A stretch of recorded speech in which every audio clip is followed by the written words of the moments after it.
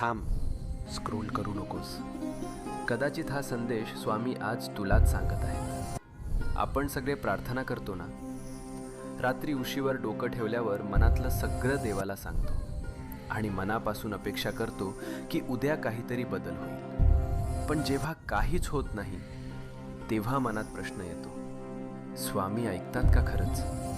ऐक, स्वामी नेहमी उत्तर देतात. फक्त उत्तराची वेळ आणि भाषा आपल्याला लगेच कळत नाही. जेव्हा काही आपल्या भल्यासाठी असतं तेव्हा स्वामी हो म्हणतात. जेव्हा ते आपल्याला दुखवणार असतं तेव्हा स्वामी नाही म्हणतात. आणि जेव्हा आपल्याला अजून थोडं मजबूत व्हायचं असतं तेव्हा स्वामी शांतपणे म्हणतात, थांब, योग्य वेळी देतो. म्हणून हार मानू नको. तुझ्या प्रार्थनेचं उत्तर येतंय. फक्त थोडा विश्वास, थोडा धीर, मनात शांतपणे